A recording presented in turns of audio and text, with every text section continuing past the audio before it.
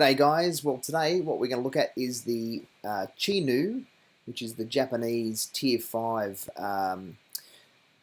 tank. It's great little tank, really love this thing, and Tier 5 is such a good tier because it's kind of like, it's very well balanced in terms of across the ranges. There's not too many premium tanks in there that are going to ruin it. There's not too many OP tanks. I mean, most tanks in Tier 5 have a fairly good shot at carrying, and that's what I like. And this little Chinu is actually one of those tanks, I believe. It's one of those ones I don't think I'll ever sell, and I just love it for its cool attributes.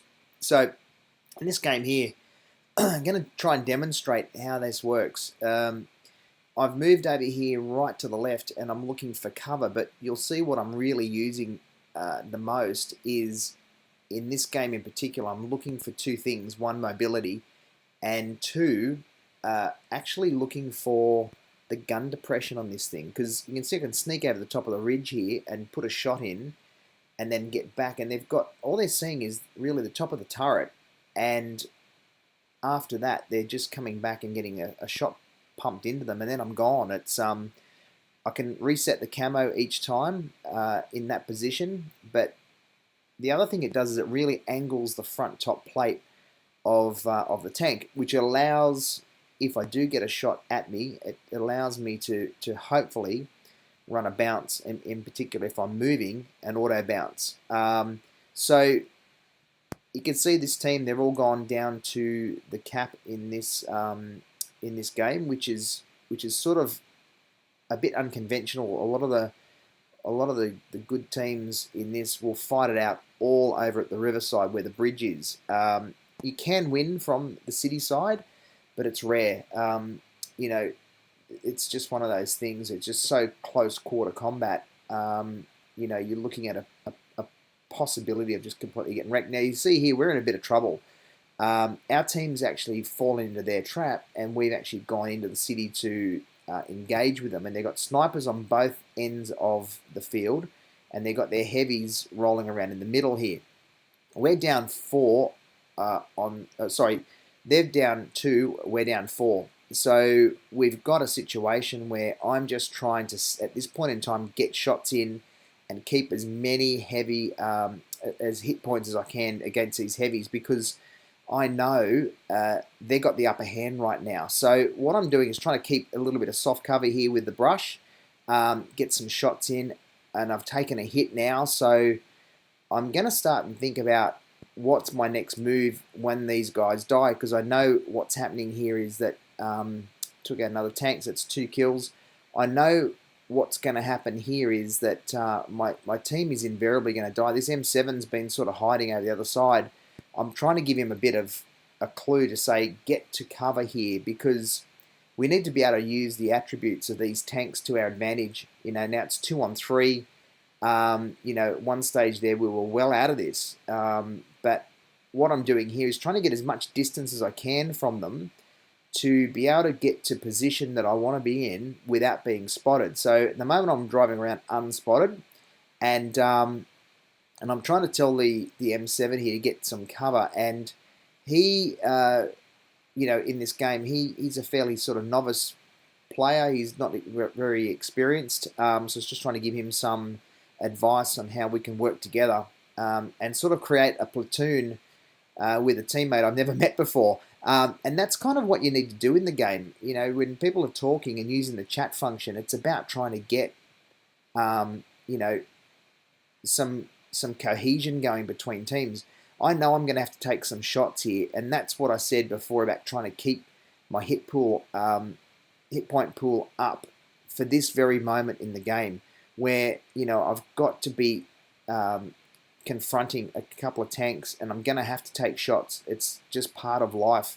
Now when you're overcome by that, and so my teammates gratefully, from my point of view, taking out another tank for us, which is good. This M7 here, there's such a great little tank, and again in Tier 5, it is a very, very powerful little tank when driven the right way. So I'm very aware that he can really do some major damage. I've driven past him on the move to try and put that shot in and take him out because I know uh, the gun on this guy here, this French tier 5, can absolutely smash me. He would almost be able to kill me in one shot. So I've got to be so careful, particularly if he hits me on the side. He's now rushing in, trying to get the upper hand here. So he's playing into my hands a little bit. Our M7, he's still putting shots into him, which is great. So he's doing a very good job. And with that, I was able to come over and use that gun depression to take him out. So that is one of the real key benefits of this tank. And you have a look at the damage roll at the end of this. You know, we did 2,000 damage in a tier 5 Japanese tank. And it's more than double anyone else in the battlefield. And that's, you know, one of those things because it can do that if you get in the right position.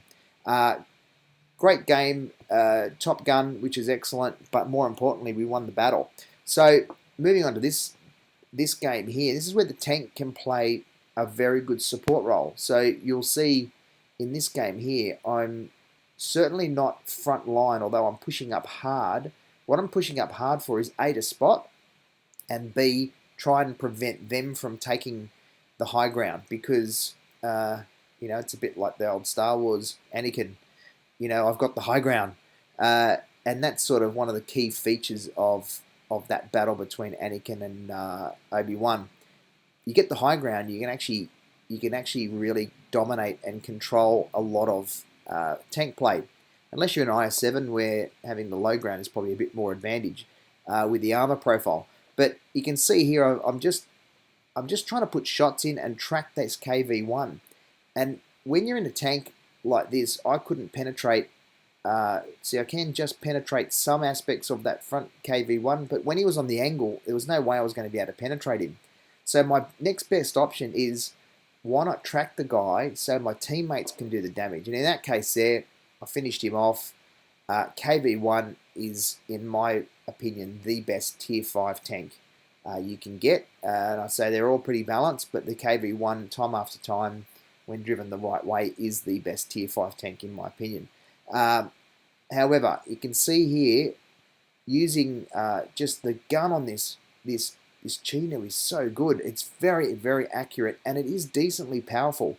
And again, we're just putting in shots to help the teammates. You notice I'm not at the front of the firing line of attack. I'm right at the back because I'm not a heavy tank. I don't have a huge amount of hit points, and my armor is not fantastic. It's not bad, but it's not fantastic. And I know if I become the focus, I become the wrecked tank in the battlefield. So I'm just trying to put as many shots as I can in to help the other teammates. So in this point in time, it's not about, you know, how many kills you get or anything like that. It's so much more about how much damage you can help the other team achieve.